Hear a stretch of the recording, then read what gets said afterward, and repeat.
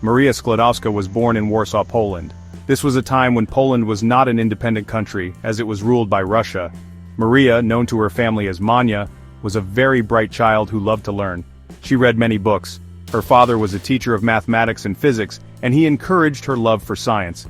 Maria dreamed of going to a great university to study science in depth. But in Poland at that time, women were not allowed to attend university. This was a big obstacle for a girl with big dreams like Maria. She knew she had to find a way. Her early life was not always easy. Her family faced many hardships. They did not have much money.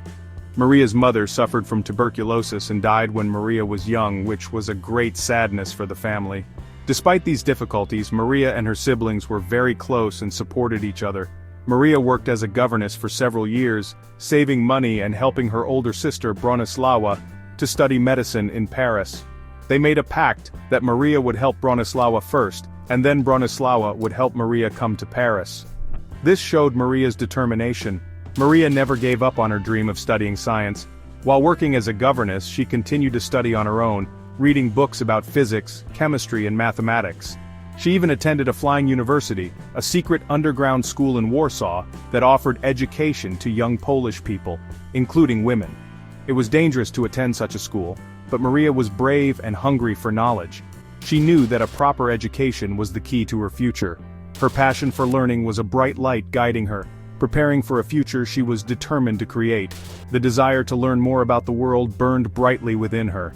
She imagined herself in a laboratory, conducting experiments, wanting to understand the fundamental laws of nature. Poland was her home, and she loved it dearly. But she knew that to achieve her scientific ambitions, she would have to leave.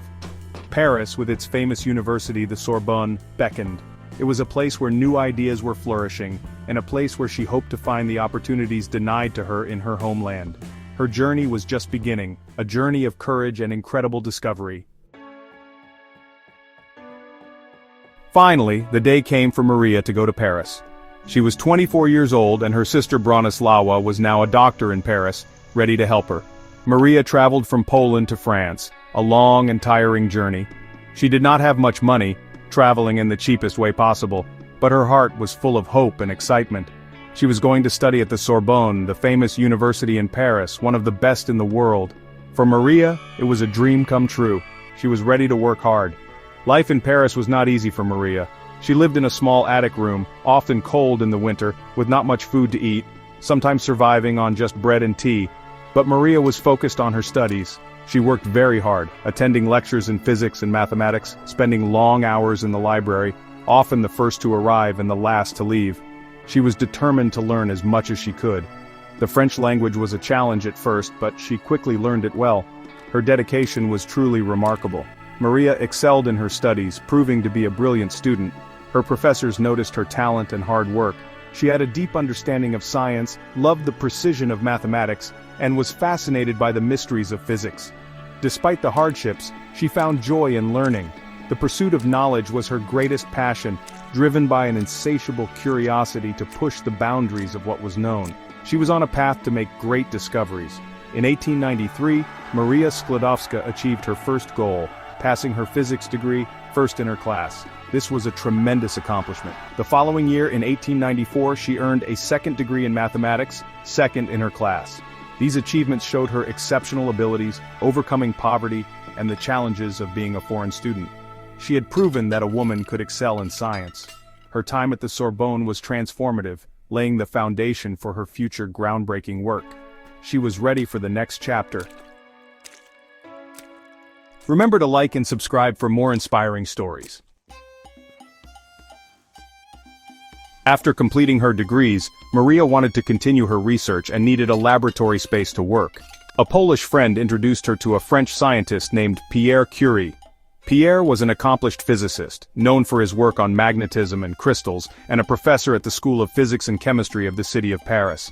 He was a quiet and serious man, deeply dedicated to science. Like Maria, science was his whole life. This shared passion would soon draw them together. Their meeting was a pivotal moment for both of them. When Maria met Pierre, there was an immediate connection. They talked for hours about science, discussing their research interests. Maria was impressed by Pierre's intelligence and gentle nature, while Pierre was captivated by Maria's brilliance and intense dedication. He saw in her a kindred spirit, recognizing her extraordinary potential. He offered her space in his laboratory, marking the beginning of a wonderful partnership. They started working together, finding that they complemented each other perfectly. Their collaboration was to become one of the most famous in scientific history. Their shared love for science quickly grew into a deeper affection. Pierre proposed marriage to Maria. At first, Maria hesitated, still thinking about returning to Poland to use her knowledge to help her homeland. But Pierre convinced her to stay in Paris with him, even saying he would move to Poland with her if necessary. His devotion won her over. In 1895, Maria Skłodowska married Pierre Curie, becoming Marie Curie. Their marriage was a true partnership, a union of two brilliant minds. They shared not only their lives but also their scientific dreams. Together, Marie and Pierre Curie embarked on a remarkable scientific journey. They lived a simple life, not interested in fame or fortune, focusing entirely on their research. They supported each other's work, discussing ideas and facing challenges together. Their small laboratory was their world, where they would make discoveries that would change science forever. Their collaboration was built on mutual respect and a profound understanding. They were more than husband and wife. They were scientific soulmates, ready to explore the unknown. In 1896, a French physicist named Henri Becquerel made a startling discovery. He found that uranium salts emitted mysterious rays that could pass through solid objects and affect photographic plates.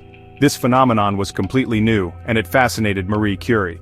She decided to investigate these uranium rays for her doctoral thesis, a bold choice since the field was new and unexplored. Pierre supported her decision, intrigued by this strange radiation. Marie set to work with great enthusiasm, using an electrometer, an instrument improved by Pierre, to measure the faint electrical currents produced by the rays. Marie began by testing many different elements and minerals, wanting to see if anything else besides uranium emitted these rays. She worked tirelessly in their modest laboratory, a poorly equipped space more like a shed than a modern lab, cold in winter and hot in summer. But Marie was undeterred, meticulously testing sample after sample. She soon discovered that the element thorium also emitted similar rays, an important finding showing that this property was not unique to uranium. She proposed that this ability to emit rays was an atomic property, calling this phenomenon radioactivity. As Marie continued her experiments, she came across two uranium ores, pitchblende and chalcolite, noticing something very strange. These ores were much more radioactive than pure uranium itself, even more radioactive than the amount of uranium and thorium they contained could explain. Marie hypothesized that these ores must contain a new, undiscovered element, an element that must be extremely radioactive. Pierre became so interested in her work that he set aside his own research on crystals to join Marie in her quest to find this mysterious new element. Their joint effort intensified. The search for the new elements was incredibly difficult, requiring processing tons of pitchblende ore and countless chemical separations. They worked in harsh conditions, facing exposure to unknown dangers from the radioactive materials, but their determination was unwavering. In July 1898, they announced the discovery of a new element, naming it polonium, in honor of Marie's native country, Poland. A few months later, in December 1898, they announced the discovery of another, even more radioactive element, calling this one radium, from the Latin word radius, meaning ray. These discoveries were monumental. Section 5. A Nobel Recognition Triumph and Tribulation. The discovery of polonium and radium sent ripples through the scientific world. The Curie's work on radioactivity opened up a completely new field of physics. It challenged existing ideas about the nature of matter. Scientists were fascinated by these new elements and their mysterious properties. The Curies published their findings. They shared their knowledge freely. They did not patent their discoveries. They believed that scientific knowledge should be available to everyone. This was a testament to their selfless dedication to science. Their work was truly revolutionary. It was clear that they had made a major contribution. In 1903, Marie Curie, Pierre Curie, and Henri Becquerel were jointly awarded the Nobel Prize in Physics. They received the prize in recognition of the extraordinary services they have rendered by their joint researches on the radiation phenomena discovered by Professor Henri Becquerel. Marie Curie became the first woman ever to win a Nobel Prize. This was a historic achievement. It was a recognition of her genius and her tireless work. However, the path to the prize was not entirely smooth. The French Academy of Sciences initially nominated only Becquerel and Pierre Curie. Pierre insisted that Marie's contribution was central and that she must be included.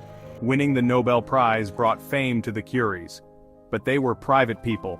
They did not enjoy the public attention. They preferred to be in their laboratory, continuing their research. The prize money did help them. It allowed them to improve their laboratory conditions slightly. It also helped them support their family. Marie and Pierre now had a young daughter, Irene. The demands of fame and public appearances took a toll on their time and energy. They longed for the quiet focus of their scientific pursuits. They were scientists at heart, not public figures. Despite the recognition, the Curies continued to face challenges. Their health was beginning to suffer. They were often tired and unwell. At the time, the dangers of prolonged exposure to radioactive materials were not fully understood. They handled radium with their bare hands. They worked in a poorly ventilated laboratory. The very substances that made them famous were slowly harming them.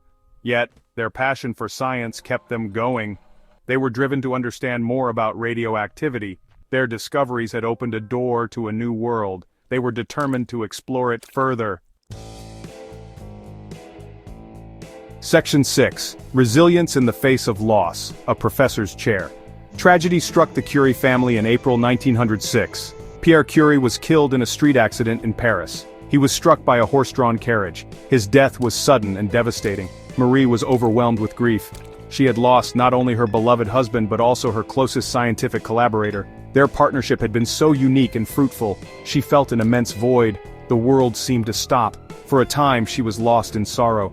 She had two young daughters to care for, Irene and a younger daughter, Eve, born in 1904. The future looked bleak without Pierre. Despite her profound grief, Marie Curie found the strength to continue. She knew that Pierre would have wanted her to carry on their work. Science was their shared passion. She decided to honor his memory by dedicating herself even more fiercely to their research. The Sorbonne offered Marie the professorship that had been created for Pierre. On November 5, 1906, Marie Curie walked into the lecture hall at the Sorbonne. She became the first woman professor in the university's long history. This was a remarkable achievement, especially for a woman in that era. She began her lecture at the exact point where Pierre had left off in his last lecture. Taking up the professorship was a huge responsibility. Marie was determined to succeed. She was an excellent teacher. Her lectures were clear and inspiring. She supervised students and continued her own research. She was also a single mother, raising her two daughters. Life was demanding, but Marie was resilient. She poured her energy into her work and her family. She established a world-class laboratory. She wanted to create a center for the study of radioactivity. Her determination was an inspiration to many. She was breaking barriers for women in science. Marie's focus was now on isolating pure radium. Polonium and radium had been discovered as compounds, but to truly understand their properties, they needed to be isolated in their pure metallic form. This was an incredibly difficult task. It required even more painstaking work than their initial discoveries. Marie spent years working on this challenge. She processed tons of ore. She performed thousands of crystallizations. Her persistence was extraordinary. She was driven by a scientific imperative to understand the fundamental nature of these elements. Her work was laying the groundwork for future advancements. Section 7. A second Nobel radium isolated history made. Marie Curie's relentless pursuit of scientific truth continued to yield remarkable results. After years of arduous labor in 1910, she succeeded in isolating pure metallic radium. This was a monumental achievement in chemistry. It proved beyond any doubt the existence of radium as a distinct element.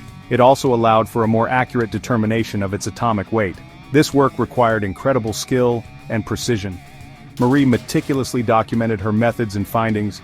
Her dedication to scientific rigor was unwavering. She had once again pushed the boundaries of knowledge.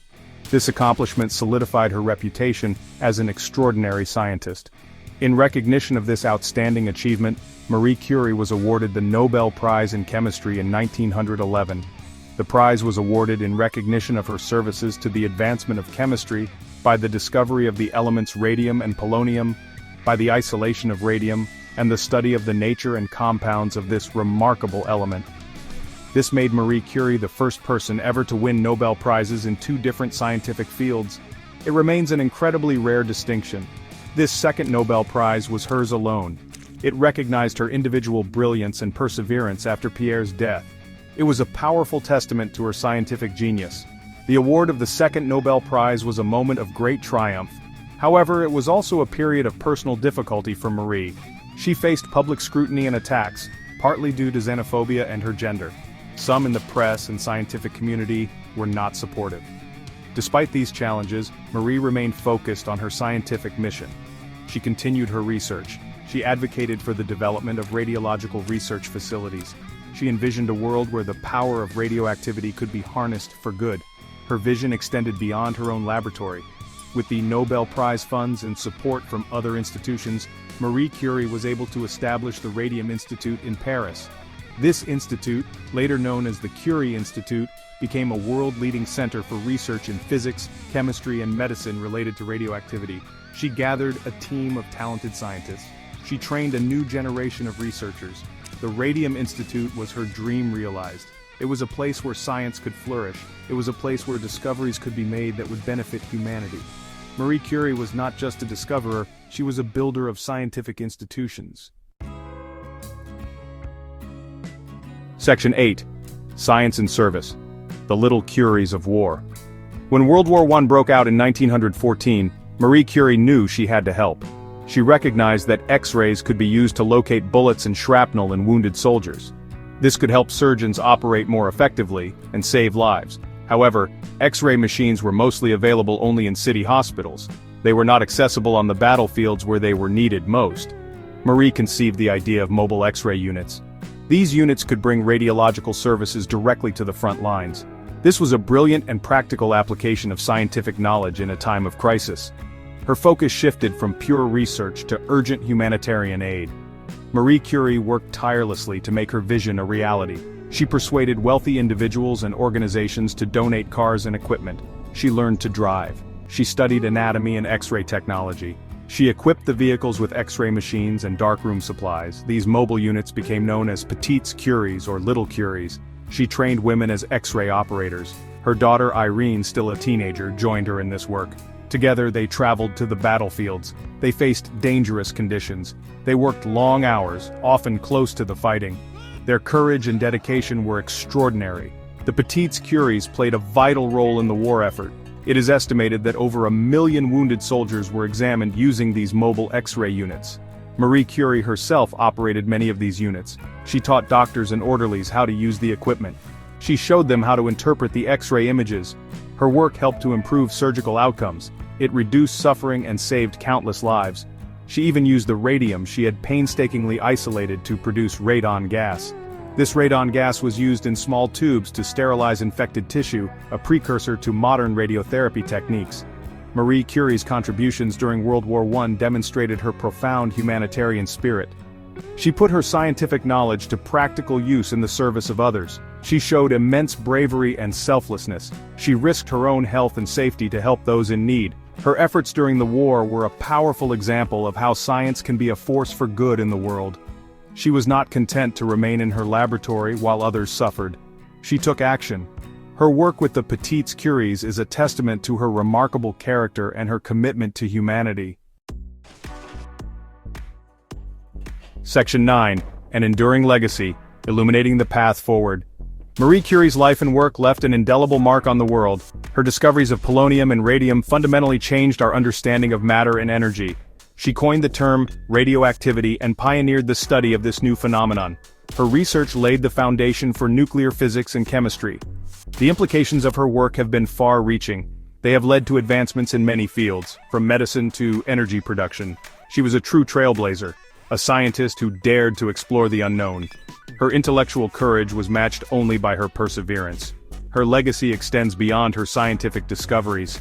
Marie Curie shattered barriers for women in science. She was the first woman to win a Nobel Prize. She was the first person and only woman to win Nobel Prizes in 2 different scientific fields. She was the first woman professor at the Sorbonne. Her achievements inspired generations of women to pursue careers in science, technology, engineering, and mathematics. She proved that gender was not a barrier to intellectual excellence. Her example continues to encourage young scientists around the world. She showed that with passion and determination, anything is possible. The Curie Institutes in Paris and Warsaw, which she helped to establish, remain important centers for cancer research and treatment. Her work with radium led directly to the development of radiotherapy, a vital tool in fighting cancer. Millions of lives have been saved or improved thanks to cancer treatments that have their roots in her discoveries. Furthermore, her research into radioactivity paved the way for the development of nuclear energy. While the use of nuclear energy has its complexities, it remains a significant source of power worldwide. Her scientific insights opened doors to new technological possibilities that continue to shape our modern world. Marie Curie died in 1934 from aplastic anemia. It was likely caused by her long-term exposure to radiation. She sacrificed her health for her science, but her spirit lives on. She is remembered not only for her brilliant mind but also for her integrity, her dedication, and her humanitarianism. Her notebooks are still radioactive today, a testament to the intensity of her work. Marie Curie's story is one of courage, passion, and an unyielding quest for knowledge. She remains an icon of scientific achievement and an enduring inspiration. Her light continues to illuminate the path for future generations of thinkers and discoverers.